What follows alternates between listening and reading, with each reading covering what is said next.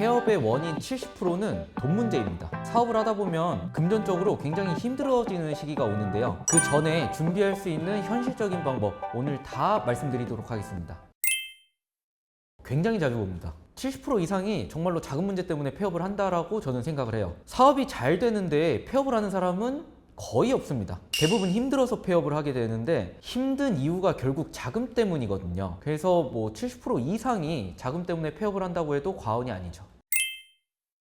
대부분 한 2년에서 3년까지는 잘 버티시는 것 같아요. 근데 그 2년에서 3년 그 시기가 딱 지나면 이제 심적으로도 그렇고 금전적으로도 힘든 시기가 같이 한번 찾아오는 것 같더라고요. 근데 그런 시기가 오면 대부분 대표님들께서 이제 자금을 막 알아보기 시작하세요. 근데 이제 은행에서는 신용으로 사업자들한테 대출을 잘 안 해주니까 지원을 받기가 힘들고, 그렇다고 뭐 정책자금을 알아보니 뭐 업력이 뭐 3년이 초과돼서 뭐 창업자금은 지원이 불가하다. 근데 또 매출이 그렇게 많지는 않으니 운전자금으로 지원을 못 받는 경우도 많고, 하지만 이제 급하게 자금은 메꿔야 되니까 뭐 이제 하는 수 없이 이금융권 등에 이제 신청을 하는 경우가 많아요. 그때부터 악순환이 시작되고 점점 망가지기 시작하는 경우가 굉장히 많아요. 물론 이제 저는 컨설팅을 하다 보니까 제가 만나 뵙는 대표님들은 대부분 정책자금으로 먼저 준비를 하세요. 자기 자본과 정책자금으로 보통 시작을 많이 하십니다. 근데 대부분의 대표님들은 정책자금을 잘 모르거나 알고 있더라도 나중에 필요하면 받아야지라는 생각을 가지고 계세요. 그래서 이제 잘 받지를 않으십니다. 물론 이제 받고 싶어서 신청하시는 분들도 계신데 뭐 떨어지는 분들도 굉장히 많으시고요. 그래서 대부분은 본인이 모아두었던 돈이나 아니면 이제 퇴직금 등으로 이제 사업을 시작을 하세요. 그리고 이렇게 본인 돈으로만 사업을 시작하시는 분들은 대부분 6개월이나 1년 안에 자금이 바닥나시는 경우가 대부분입니다.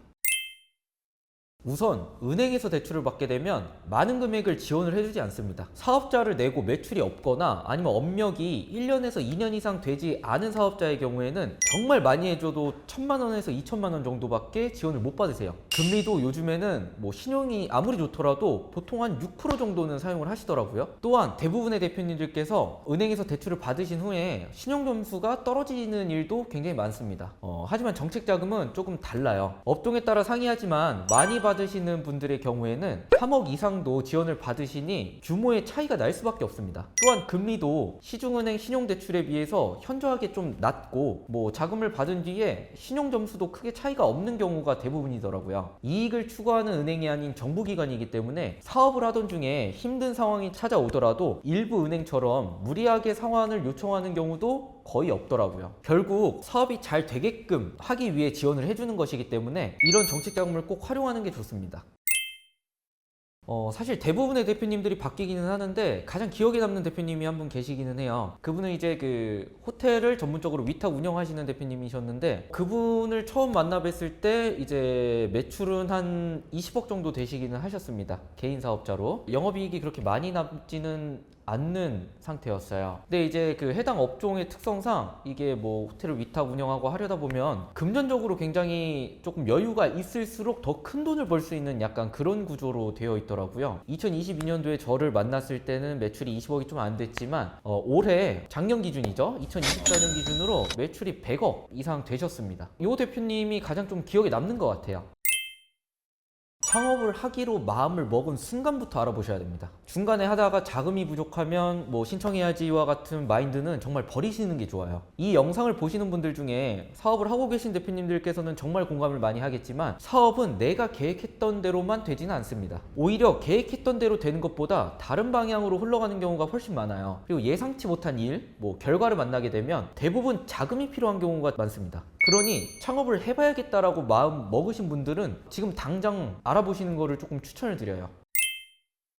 우선 잘못된 조언을 받으시는 분들이 굉장히 많습니다. 사업을 하다 보면 사업자 카페를 활용하시거나 아니면 친하게 지내는 주변에 이제 사업자분들이 생길 수밖에 없어요. 근데 이때 자금 관련해서 이야기를 하다 보면 뭐 조언을 해주시는 분들이 굉장히 많아요. 그런데 그런 조언을 받고 신청을 하게 되면 운이 좋으면 승인이 되겠지만 승인이 되지 않는 경우도 굉장히 많아요. 조언을 해주시는 분은 본인 사업에 있어서는 전문가일 수는 있지만 정책 자금에 대해서 전문가는 아니세요. 제가 항상 말씀드리지만 같은 업종, 경력, 매출, 전공 등등이 전부 동일한 상태에서 동일한 기관에 동일한 상품을 신청을 하더라도 누군가는 떨어지고 누군가는 붙습니다. 이게 정책 자금의 현실이에요. 그런데 이러한 부분을 전부 무시하고 단순히 저 대표님도 붙었으니까 나는 당연히 되겠지 라는 생각을 갖고 신청을 하시는 분들이 굉장히 많으십니다. 이렇게 주변 사람들의 조언으로만 신청을 하거나 공문상의 글자만 보고 신청하시는 분들이 떨어지는 경우가 굉장히 많아요. 정책 자금은 절대 글자로만 승인 여부가 가려지지가 않습니다. 담당자의 주관적인 견해가 결과에 굉장히 많은 영향을 미치기 때문에 꼭 능력 있는 전문가와 함께 하시는 것을 추천해 드려요.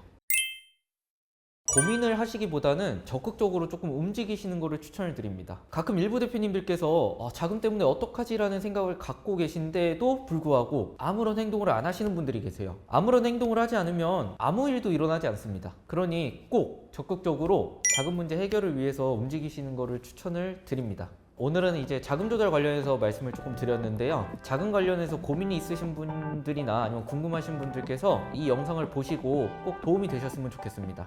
감사합니다.